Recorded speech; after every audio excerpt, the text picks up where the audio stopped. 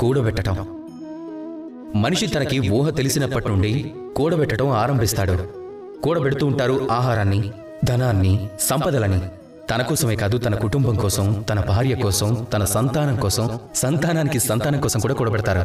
కూడబెట్టడానికి వారికి ఎన్నెన్నో కారణాలుంటాయి. ఆ విధంగా అతను కూడబెట్టిన దాన్ని చూసి తనని ఎవరూ ఏమీ చేయలేరని ఆనందిస్తూ ఉంటాడు.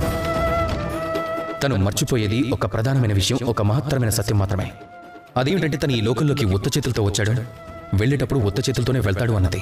ఇక్కడ కూడబెట్టిందంతా కూడా ఇక్కడే వదిలేయాల్సి ఉంటుంది. ఇక తనతో పాటు వచ్చేది ఏమిటి అంటే తను చేసిన సత్కార్యాలు, అవి మాత్రమే. కనుక కూడబెట్టాలి అనుకుంటే సత్కర్మ ఫలాలను కూడబెట్టండి, ఆత్మశక్తిని ఆర్జించుకోండి. పైలోకంలో ఇదే మీకు మిగిలే సంపద కానుంది. మరి దీన్ని కూడబెట్టకపోతే ఎలా?